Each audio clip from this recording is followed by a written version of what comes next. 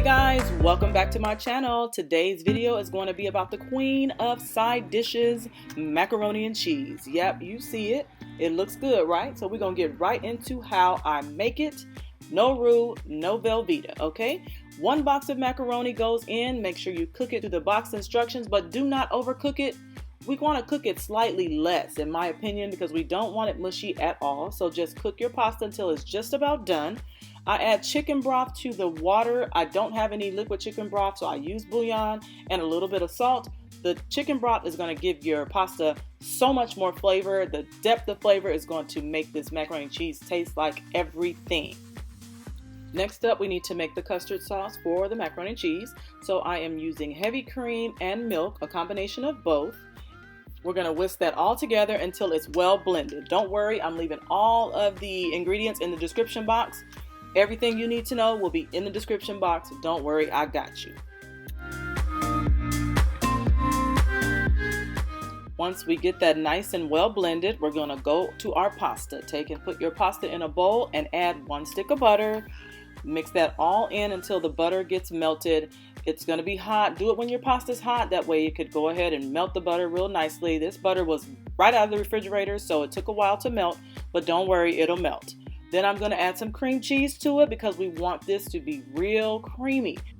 This cream cheese is not something that everyone adds, but it is something that I have started to add to my macaroni and cheese because it just adds another element to it that makes it really rich and creamy in the end.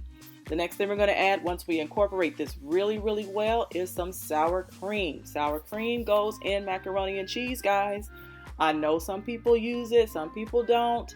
For me, sour cream is a must. It gives it that tangy, creamy type taste, and that is what I love in macaroni and cheese, so I mix that in, and I keep stirring until everything is nicely combined. Once everything's nicely combined, now it's time to start adding some cheeses in at this point. We're going to add more cheese in later. We're adding some cheese in at this point so it could kind of get with the warm pasta and start melting a little bit to melt things down. As for cheeses, I'm using a combination of freshly grated cheese, which makes a huge difference. Hint, hint, pro tip, makes a huge difference. I'm using cheddar, Monterey Jack, mozzarella, a little bit of Gruyere, and a little bit of Gouda. I mix that all in until it's well incorporated. As much cheese as you want. There's no limit on cheese. Do what you want with the cheese. Go crazy with it if you want. Then you add the seasonings. Now, the seasonings, again, I'm going to have in the description box. You add all the seasonings in. Stir that in. Please taste it at this point. It doesn't have any eggs or anything in it. So just taste it to make sure that the flavors are what you like. Once you get it to how you like it, let's move on to our cooking utensil for today, which again is my cast iron skillet, which I have said before that I absolutely love. I absolutely love my cast iron. You will see it a lot on my channel, so get used to seeing it.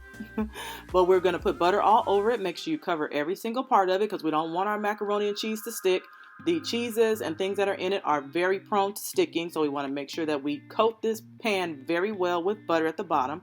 And now it's just time to start layering all the goodness together. We're going to start out with a layer of pasta on the bottom. The pasta needs to be a fairly thin layer. We don't want to pile all the pasta in at one time. We want to do thin layers of everything. If you just go in and pile too much pasta in at the same time, the custard and cheese won't be able to penetrate properly and you won't get that same creamy consistency. So you want to make sure for sure about the pasta layers, that you keep the pasta layers really thin and just continue to layer until you get the pan completely full. Once you get the pan full, you're almost ready to go to the oven.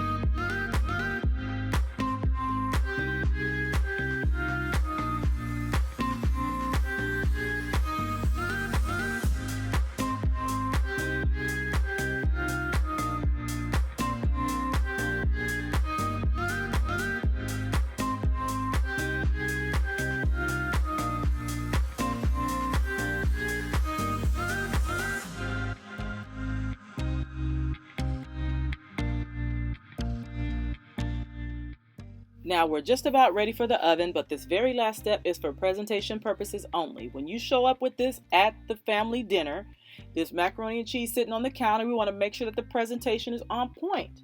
The presentation has to be on point. So we're adding paprika and some black pepper just for color on the top. I'm also pressing down the sides to make sure it doesn't bubble over into my oven. And here we are. Don't that look good? Y'all know that look good.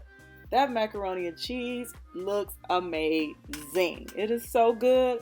It is one of our favorite dishes around here. Go ahead and give this recipe a try. You can see how creamy and velvety it came out.